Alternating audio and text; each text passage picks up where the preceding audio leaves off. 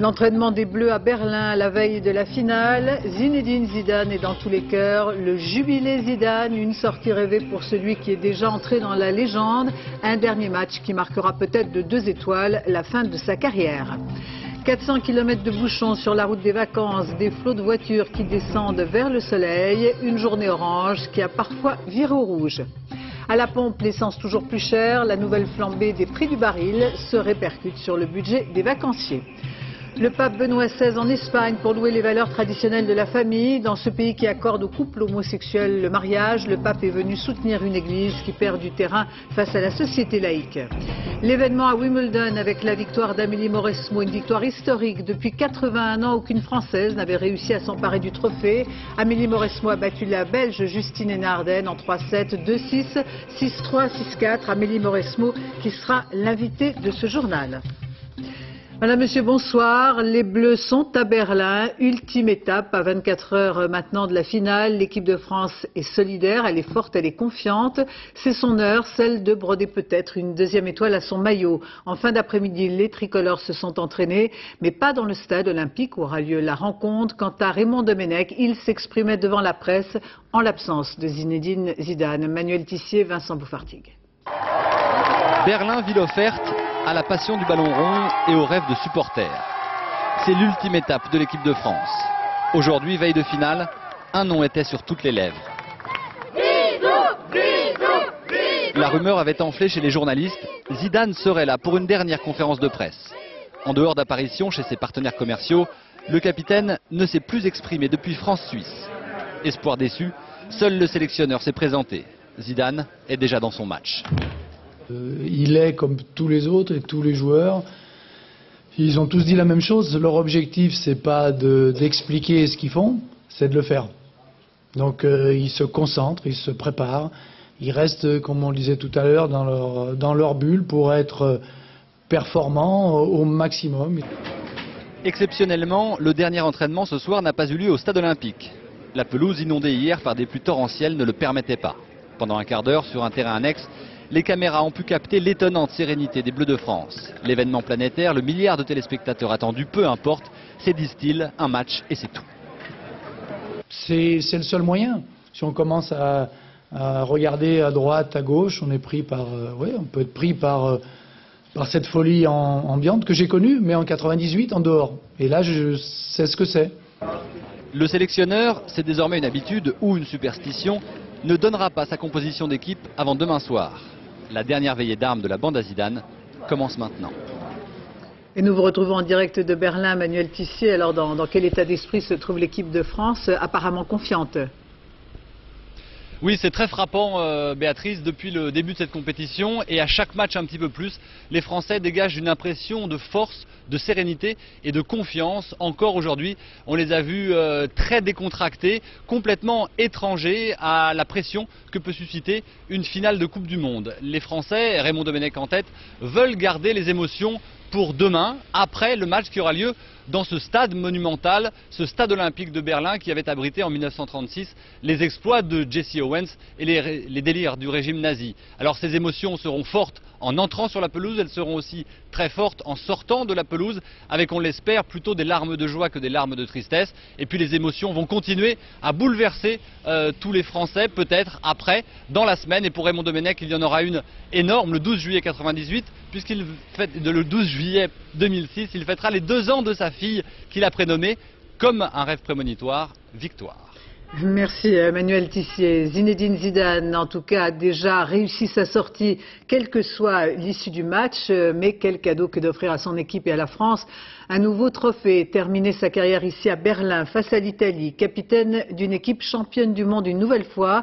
Un dernier défi pour celui qui continuera de faire rêver des générations de footballeurs. Zidane, déjà entré dans la légende. Christophe Duchiran. Demain dimanche, Zizou quittera la pelouse en prince de l'époque, en figure ultra médiatique et en symbole à tout va. Lui qui fut avant tout un génial footballeur et un homme sur la réserve. C'est qu'en 18 ans d'une admirable carrière, Zinedine Zidane aura échappé à sa condition. Oh là, le deuxième but de la tête, extraordinaire. Et c'est encore Zinedine Zidane, 20 bulle, Zinedine. Zizou est né en juin 72 et se révèle aux yeux du monde le 12 juillet 1998. Ce jour-là, 2 fois buteur contre le Brésil, il enterre la France du sport qui se nourrissait de regrets plus que de victoires. Les Champs-Élysées devenaient la plus belle avenue des champions du monde. Et Zizou, symbole national, lui l'enfant d'émigré. D'origine kabyle, son père avait quitté l'Algérie dans les années 60. Zizou a vu le jour à Marseille, enfant de la Castellane, élevé avec 4 frères et sœurs par des parents qui avaient imaginé pour tous un bonheur simple.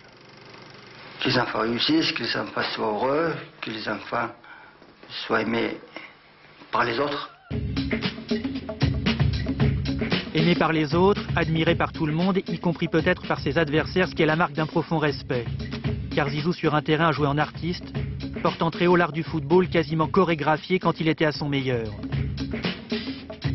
La balle était sa danseuse, et lui comme danseur, dribblant, jonglant, caressant.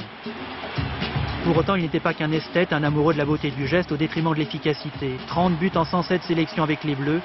Plus d'une fois, il sauva la patrie du foot en danger. Zinedine Zidane, c'est parti. Et c'est but. Et égalisation de Zinedine Zidane dans le temps additionnel sur ce coup franc. Après Cannes, Bordeaux et la Juventus de Turin, Zizou arrive au Real de Madrid où il marque en finale de la Ligue des Champions et rend fou les défenseurs et les commentateurs. En 18 ans de carrière, il a tout gagné, si bien que son palmarès pèse aussi lourd que son compte en banque. Zizou est sage comme une image que les sponsors s'arrachent. Il gagnerait 15 millions d'euros par an, dont plus de la moitié en revenus publicitaires, en quelque sorte, la rançon de la gloire. Au mois de mai dernier, Zidane entamait sa tournée d'adieu, jouait son dernier match avec le Real de Madrid, et en présence de sa famille, se laissait envahir par l'émotion, de même que son fils aîné en tribune. Un mois avant le début de la Coupe du Monde, c'était pour lui le commencement de la fin, qu'il voulait aussi belle que possible. Le départ laborieux du premier tour, les critiques, la fébrilité du groupe, la fragilité qui dure, tout ça a dû lui rappeler quelques souvenirs anciens, comme l'élimination prématurée du Mondial en 2002, comme les débuts difficiles en 1998.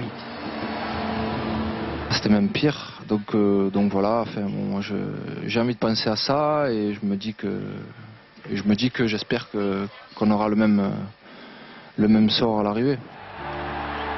L'incroyable métamorphose des Bleus a tout changé. Zizou, dont on moquait l'âge du capitaine, soudain n'avait plus 34 ans. Il marquait un but superbe contre les Espagnols qui voulaient l'envoyer à la maison de retraite. En quart de finale contre les Brésiliens, il retrouverait ses jambes brésiliennes et son toucher de balle inimitable. Homme de peu de mots qui préfère la beauté du geste aux grandes phrases et qui aime le foot d'un amour d'enfant. En demi-finale, il marquait le pénalty vainqueur contre les Portugais. Demain, Zizou partira à la retraite un jour de finale de Coupe du Monde. Ce sera moins discret qu'un pot de départ entre collègues, mais pas moins émouvant. Et pour son dernier match, Berlin se prépare à la fête. Les supporters se regroupent, déjà prêts pour le grand jour. Au petit jeu des pronostics, ils savent que la partie sera rude, mais ils ne doutent pas un instant de la victoire des tricolores. Correspondance de Jérôme Bonny et Marine Vincent. À la gare centrale de Berlin, un groupe de supporters d'Île-de-France qui débarque comme dans un rêve, dans une ambiance fraternelle. L'Italie est très forte, mais je suis pour la France. Les Bleus. Ils avaient des billets pour tous les matchs français, mais ne pensaient pas aller si loin. Quand on est parti pour une semaine et puis qu'on est là un mois après, on est encore là, c'est un peu un rêve, oui. Même avec les adversaires de demain, les hostilités sont bon enfant. En ville, dans leur chambre du Grand Hôtel, les Bleus ont peut-être du mal à se reposer de leur voyage.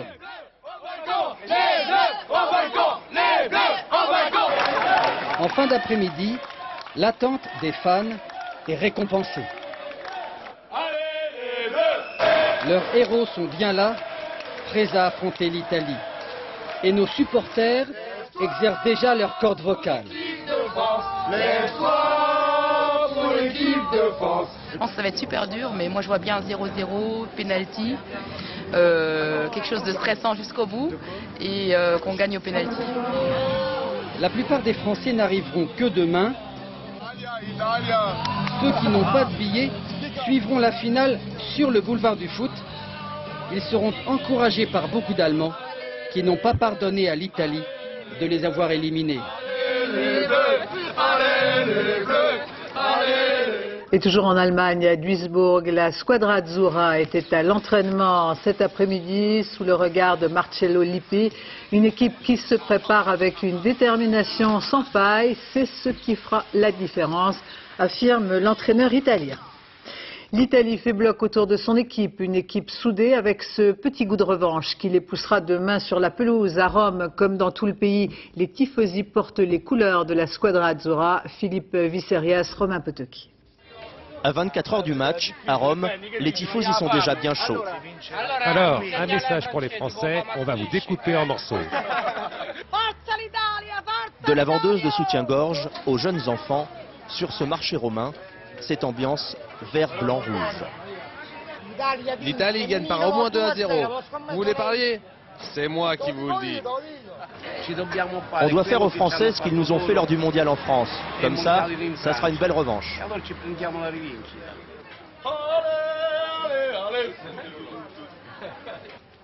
Henri, Thuram, c'est qui? Trezeguet, c'est qui? On va les bloquer, on a la défense la plus forte du monde. Drapeau, maillot de l'Italie, les Romains s'équipent pour demain soir. Dans cette boutique de tissus, on vend sur mesure. Ce drapeau-là fera 20 mètres de long. Pour ses supporters, ferveur et superstition. Vous l'emmenez avec vous demain soir? Oui, on est d'abord à la maison, puis après on sort pour faire la fête. On sort tout court. Il ne faut pas trop parler, il faut attendre. Pour éviter les accidents, le centre historique sera fermé aux voitures du début du match jusqu'à 3 h du matin. Pas d'alcool, pas de bouteilles en verre dans les endroits sensibles, et notamment au Cirque Maxime, au lieu de la Rome antique. On y installe 3 écrans géants. Demain soir, ils sont attendus 100 000 tifosi déchaînés. Pris dans l'euphorie ambiante, le maire de Rome a annoncé qu'il organisait lundi soir une grande fête populaire en présence des joueurs, et ce, quel que soit le résultat du match.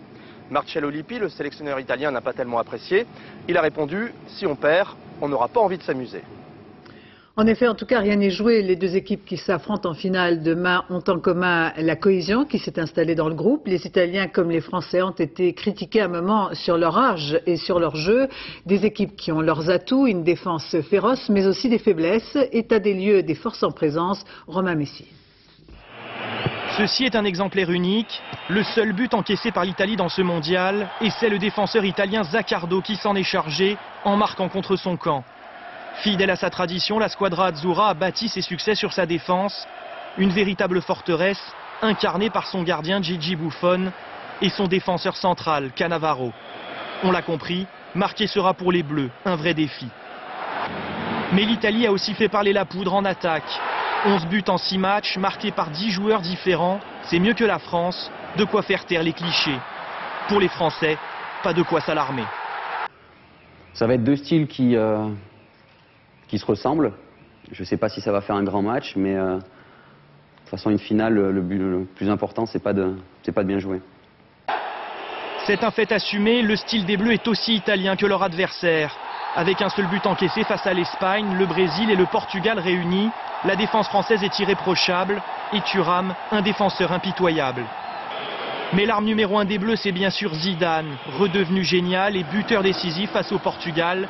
Contre l'Italie, le danger viendra de lui, mais pas seulement. Mais il y a aussi des joueurs comme Henri. Lui, j'aimerais pas l'avoir en face de mes buts. Une crainte partagée par tous les Italiens, car dans cette finale entre deux équipes qui ne jurent que par le collectif et la solidarité, celle qui marquera en premier aura de grandes chances de l'emporter. Dans l'actualité de ce samedi, la première vague des départs a emmené les vacanciers vers le soleil, avec tout de même 400 km de bouchons sur les routes de France. Bison Futé a classé cette journée orange. Elle a tourné au rouge par endroits. Stéphanie Davoigneau, Jean-Marc Nouknouk. Il y a les fous de gym tonic et les fanas de la pause sandwich. Tous les moyens sont bons pour s'extraire un instant de ça, le bouchon lyonnais, incontournable sur la route des vacances. Vienne-Orange, la distance s'avale habituellement en 1h30. Cet après-midi, il fallait 3h30. C'est difficile avec les enfants, c'est très difficile. Ouais. Et pourtant, je suis parti hier soir à 22h. Et je veux dire que le fait de partir la nuit, j'ai pas eu le bénéfice. Car déjà ce matin, contourner Paris relevait de la gageure. Sur l'A86, vitesse moyenne, 10 km/h. J'ai loupé mon vol déjà. On est parti, nous on est de Reims, on est parti, il était 7h, 7h30, c'est ça. Et là je suis obligée de reprendre un autre vol, un autre billet, enfin je suis verte. Ça sert à rien de stresser, ça arrangera pas les choses. Simplement que quand vous avez envie de faire pipi, pour s'arrêter, c'est pas évident.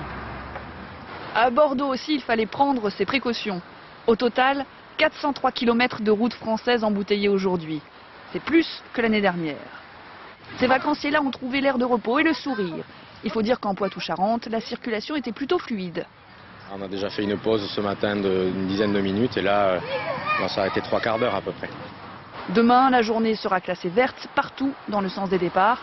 Mais il n'est pas dit que beaucoup d'automobilistes prennent le volant à 20 h. Les cours records du pétrole se répercutent sur les prix à la pompe. Cette nouvelle flambée pèse sur le budget des vacanciers qui ont commencé à prendre la route. Stéphane Despinois, Virginie Travers. Ça défile et ça défile. Les centimes d'euros galopent toujours plus vite au compteur. À la pompe, l'or noir n'a jamais autant mérité son nom. Il me semble que c'était il n'y a pas très longtemps un 10, un 15. Et voilà, c'est un 27 maintenant. Voilà. Et à la caisse, les conducteurs semblent étourdis face à la douloureuse. 60 € maintenant. Je suis affolée. Mais j'en ai besoin.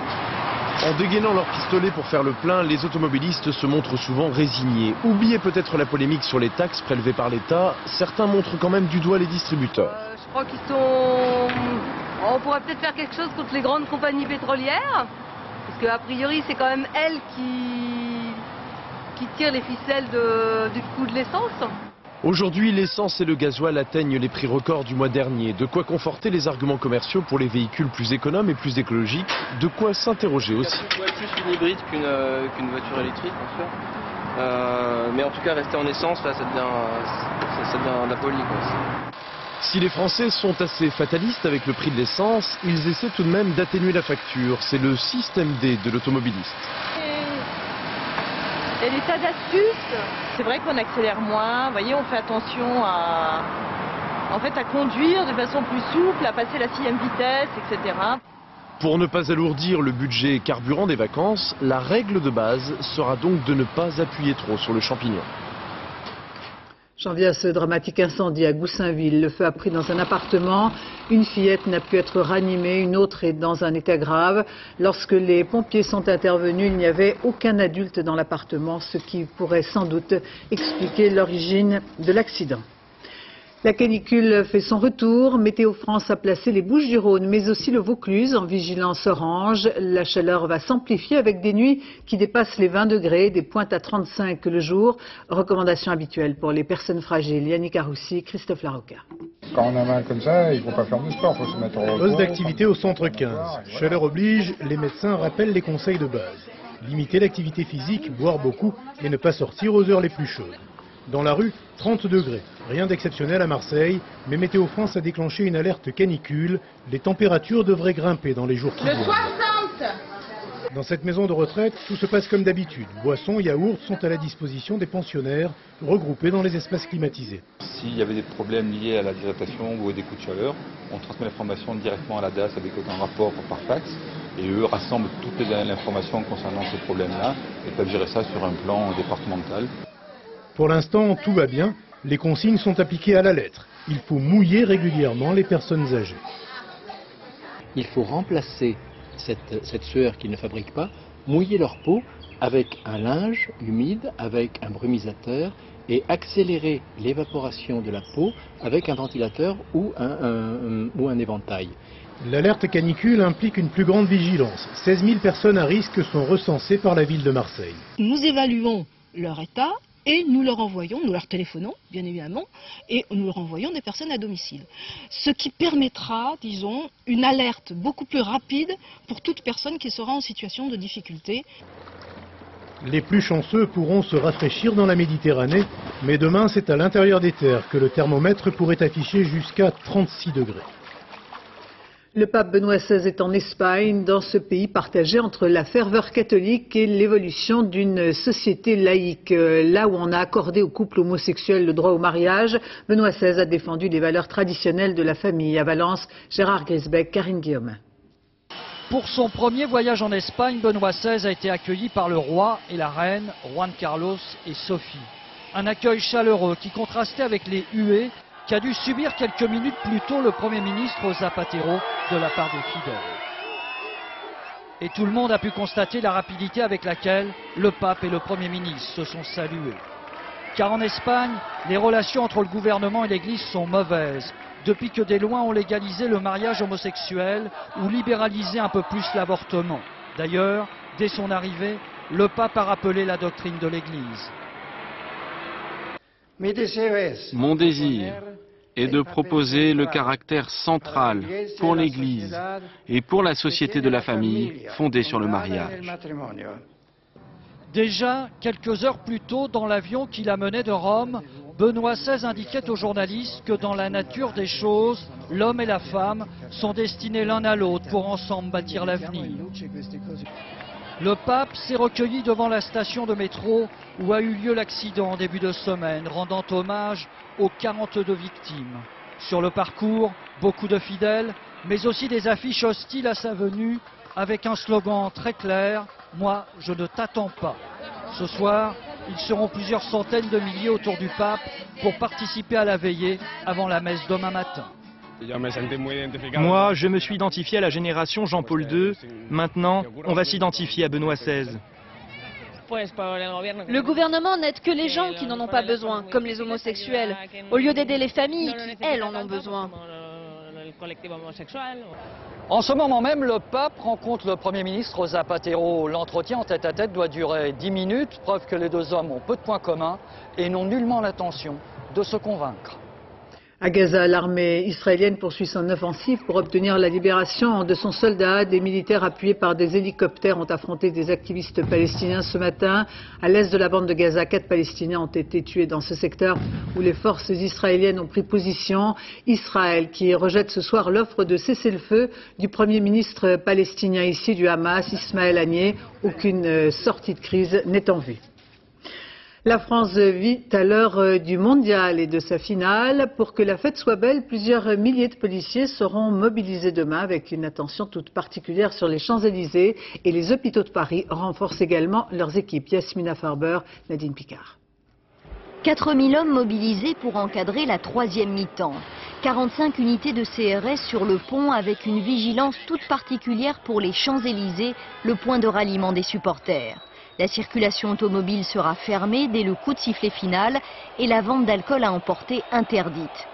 Pour le reste, les autorités préconisent le bon sens. J'aurais insisté tout particulièrement aussi sur l'utilisation des feux d'artifice et des pétards, qui sont dangereux autant pour leurs utilisateurs que pour les spectateurs sur lesquels ils peuvent retomber. Si la fête dégénère, comme mercredi pour la demi-finale, les hôpitaux sont en alerte. Vu ce qu'on a connu au cours des 2 derniers matchs de l'équipe de France, il a fallu qu'on renforce parce qu'il y a eu énormément de blessés. Donc on a fait revenir du personnel qui était en congé ou qui ne travaillait pas dimanche. Et nous allons essayer de faire des lits supplémentaires pour pouvoir accueillir toutes ces victimes. Dans les hôpitaux parisiens, 270 lits seront libérés pour gérer les urgences. En cas de victoire des Bleus, la préfecture de police estime qu'1 million de personnes sera concentrée sur les Champs-Élysées. La vente des drapeaux tricolores est sans précédent et cette entreprise de Tours est assaillie de demandes. Ici, on fabrique avec une certaine fierté les fanions officiels de l'équipe de France, celui que Zidane en personne remettra demain au capitaine italien François Privat, Alain Darigrand. C'est le frère jumeau du fanion officiel que Zinedine Zidane va offrir au capitaine de l'équipe d'Italie. Fruit d'un travail minutieux jusqu'aux petites broderies et fabriqué en seulement 4 exemplaires par une petite entreprise de Tours. Que Zidane tienne mon fanion, c'est pas n'importe quoi. Ça vous touche? Ça me touche beaucoup, oui. Ici sont disponibles fanions, drapeaux, écharpes de toutes les couleurs. Et depuis la qualification des Bleus en finale, le quota d'heures supplémentaire est pulvérisé. L'entreprise croule sous les demandes et comme Bruno, responsable d'un magasin de sport, on vient chercher sa commande à toute heure. Comme nous, on a été un des derniers magasins à avoir de maillots, mais que ça y est, définitivement, on n'en a plus. Les gens se rabattent sur les drapeaux. Là, on va en envoyer 15 et 15-30. 30, sachant qu'ils sont venus déjà hier et avant-hier et avant-hier et qu'ils viennent depuis les quarts de finale en fait. Depuis le match France-Espagne, donc ça s'arrête pas. Rupture de stock. Les drapeaux initialement prévus pour le 14 juillet se sont envolés dans le sillage des performances de l'équipe de France. Ça c'est trop grand. Oui, mais pas pour mettre là-dessus. Mais on essaie toujours de satisfaire les clients. Et ici, Marcel et Huguette, un Français marié à une Italienne. On va gagner. On va gagner. Et ils nous l'ont promis, quel que soit le résultat. Pas de scène de ménage. La France qui hisse les couleurs sur les balcons ou sur les bâtiments publics, flotte le drapeau tricolore. Une France bleu, blanc, rouge qui s'affiche. Émilie Lançon, Pascal Ponce. Ça, c'est vu de loin. De près, du bleu un peu partout et des Bordelais motivés. C'est dur de trouver un maillot. On a fait au moins une cinquantaine de magasins, impossible de trouver un maillot. Donc on a réussi à le trouver. Et le marqueur aussi. Allez les bleus. Je vous fais 2 petits traits. Et un petit coup pour notre porteur. Représenter la France. Oh, même les futurs mariés sont en bleu, un zizou sur le cœur. Oh, c'est un peu bas.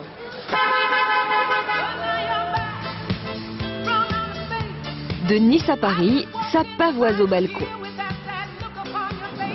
À Lille, on est déjà champion du monde. L'Assemblée nationale, elle, s'est enrubanée. À Palavas-les-Flots, foot toujours. De la plage aux terrasses, on est pour les Bleus. On va gagner la Coupe du Monde. Tu penses qu'on va la gagner? Oui. T-shirt et maillots de bain se sont mis au goût du jour. Et jusque dans les poissonneries, on rêve de finale. Allez les Bleus! On passe au Tour de France avec une 7e étape mouvementée. L'Américain Bobby Gulic a dû abandonner après une chute à la sortie d'un virage. Ce contre-la-montre a été remporté par l'Ukrainien Serhii Anchar. Julien Benedetto, Patrick Desmully.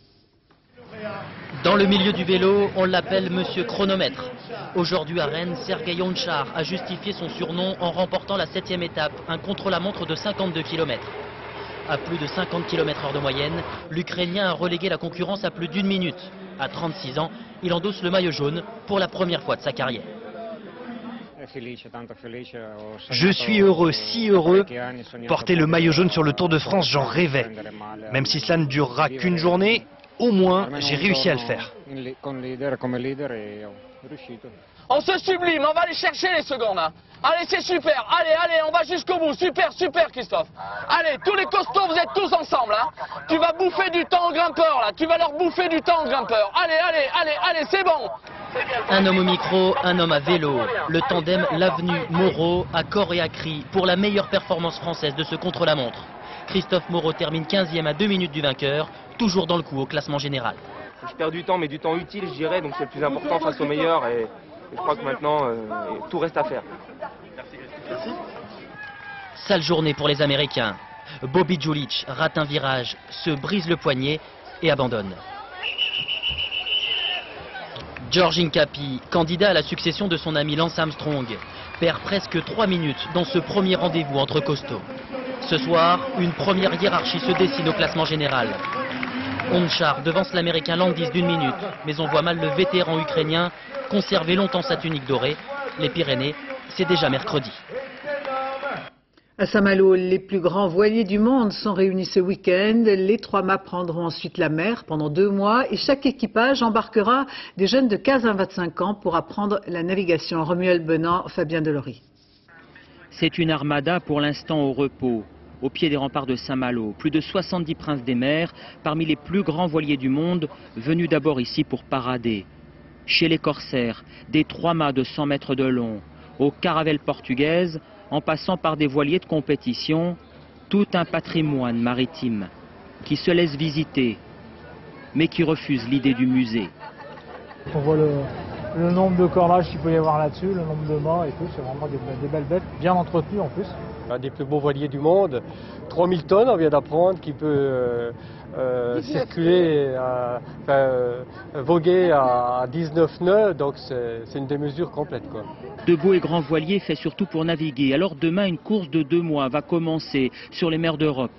Sur les ponts, 5000 hommes d'équipage, des vieux loups de mer, et à leur côté, des marins d'eau douce sont embarqués. C'est l'occasion de partir à l'aventure, quoi. Ouais, c'est clair. Partir à l'aventure en mer avec d'autres jeunes, rencontrer d'autres gens, d'autres choses et... surtout ouais. rencontrer d'autres gens d'autres pays, quoi. Ouais. Pour tous ces jeunes garçons et filles, une aventure maritime, à bord de voiliers de légende comme ce Pendwick. C'est un bateau historique. C'est un emblème, en gros. La course des grands voiliers à 50 ans, une véritable institution avec toujours la même philosophie, transmettre la passion de la navigation. Ils apprendront peut-être différemment s'ils sont sur un bateau américain ou un bateau uruguayen, peu importe. Les gens qui sont les formateurs dans cette course veulent leur apprendre tout depuis zéro. Alors pour se jauger, rien de mieux qu'un défilé, avant de se mesurer sur leurs beaux et grands voiliers. Le festival de flamenco de Mont-de-Marsan, pour sa 18e édition, rend hommage à l'esprit de famille de ces familles gitanes où se transmettent la tradition et la culture de la danse. Michel Monponté, Philippe Luthier. Une famille en flamenco, c'est un peu une bibliothèque. Sur les visages, chercher des liens de ressemblance, remonter le temps ou le descendre. Chez la famille Moneo, c'est 200 ans de chant ou 200 ans de danse chez les Fernandez. Ces familles sont le conservatoire de l'art flamenco. Sans elles, il ne resterait rien qu'un flamenco de carton pour touristes pressés. Et comme le sang qui coule dans leurs veines, la vie passe flamenca par-delà les siècles, vivante même à 9 ans.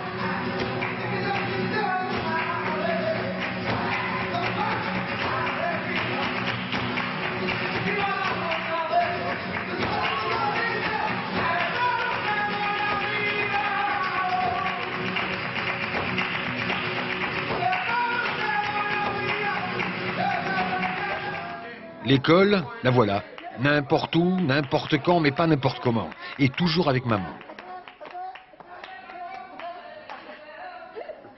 Pour mettre ses pas dans les traces de maman, justement, Philomène, 9 ans, a les yeux et les oreilles grands ouverts. Mais ce soir, pour la première fois, c'est elle qui va être sur scène. Le certificat d'études flamenca.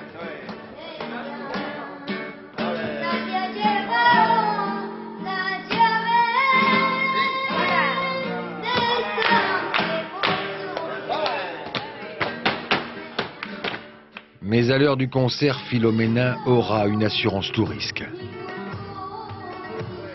Savoir que son grand-père est là.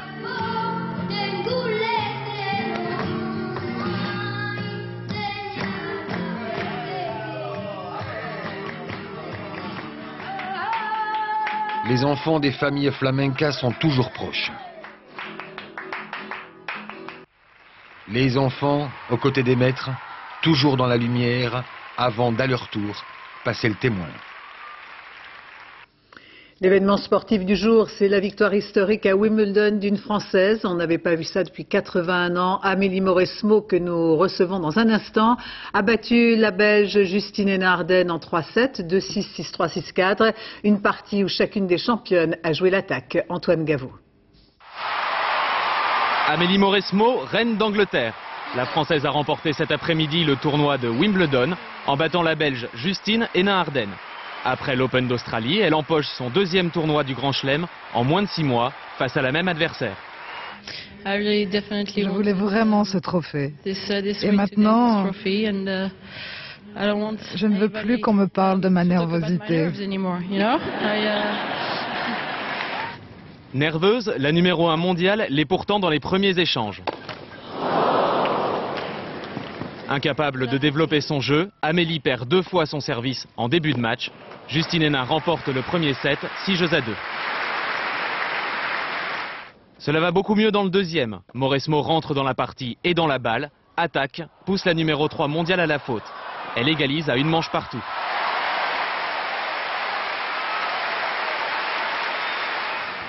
Quatre demi-finales en 4 ans, à Wimbledon, Mauresmo est dans son jardin. Elle le montre au dernier set, face à une adversaire qui multiplie les fautes. Score final, 2-6, 6-3, 6-4. 81 ans après Suzanne Lenglen, une Française s'impose à nouveau sur le gazon londonien. Peut-être le début d'un week-end exceptionnel pour le sport français. Et en direct de Wimbledon, on vous retrouve, Amélie Mauresmo. Bonsoir. À la balle de match, on a vu sur votre visage l'émotion et la joie. Cette victoire, il vous la fallait vraiment à tout prix. Oui, je crois qu'on voit effectivement toute la joie, toute l'intensité de ce moment. C'est un moment à vivre qui est absolument extraordinaire. Et je suis évidemment très très fière de la manière dont ça s'est passé aujourd'hui parce que c'était vraiment pas très bien embarqué. Je perds ce premier 7-6-2. Voilà, il a fallu aller trouver les ressources pour aller chercher cette finale et c'était fabuleux. Alors justement, en quoi, qu'est-ce qui a fait la différence? En quoi étiez-vous la meilleure? Est-ce qu'au fond, c'est votre détermination à gagner qui a fait la différence? Oui, j'y ai toujours cru, même après la perte de ce premier set. Je savais que ça allait être difficile, mais tout de suite, j'ai essayé vraiment de me remettre en position plus agressive dans le terrain, la pressuriser beaucoup plus. C'est elle qui prenait le jeu à son compte au début, ce qui lui a évidemment très bien réussi, mais moi je voulais pas que ça continue comme ça. Et puis voilà, j'ai été chercher vraiment au fond de moi pour trouver ce petit plus qui a fait la différence aujourd'hui. C'en est fini avec la peur de gagner? Non, la peur de gagner, je l'ai vraiment pas eue. Justement, c'est ce qui me rend aussi aujourd'hui le plus fier, c'est que j'ai été jusqu'au bout vraiment maîtresse du match, maîtresse de mes émotions et maîtresse du jeu. Et je crois que c'est un grand pas en avant pour moi et je suis vraiment encore une fois très très fière. Il n'y a pas d'autre mot parce que c'est une joie immense. On l'est avec vous, victoire historique, on l'a dit à Wimbledon. C'est donc un trophée qui a une valeur particulière tout de même. Ce tournoi c'est le plus prestigieux, évidemment. Roland Garros, pour moi, étant français, je le mets tout à fait au même niveau que Wimbledon, mais dans cette enceinte chargée d'histoire, chargée d'émotions, je crois que c'était vraiment un moment fabuleux. Et je suis ravie, j'ai beaucoup de chance de vivre ces moments-là, en espérant, j'écoutais un petit peu votre reportage, que ce soit de bon augure pour la France du foot. Eh bien justement, est-ce que c'est de bon augure? Sans doute, la France en tout cas est à la fête. Alors quel mot, quel message vous adressez aux Bleus et vous adressez à Zidane ce soir? Je crois qu'ils n'ont pas besoin d'encouragement, la motivation ils l'auront, la détermination ils l'auront, et l'expérience ils l'ont aussi. Il ne faut pas oublier que je crois 6 de tous ces joueurs sont déjà champions du monde. Donc voilà, il n'y a plus qu'à vraiment libérer complètement sur le terrain et puis aller chercher cette victoire qu'évidemment on espère tous. Et vous allez regarder le match où, Amélie? Écoutez, je vais le regarder ici à Wimbledon puisque demain soir il y a le dîner des champions. Donc en attendant le vainqueur homme qui doit se décider demain, j'aurai le temps de regarder le match contre l'Italie juste avant d'aller au dîner. Merci et bravo, merci d'avoir répondu en direct à nos questions. Merci à vous. C'est la fin de ce journal, je vous remercie de votre attention. À suivre la météo Nathalie Riouet, puis 20h50 Fort Boyard. Quant à moi, j'aurai le plaisir de vous retrouver demain dès 13h. Excellente fin de soirée sur France 2.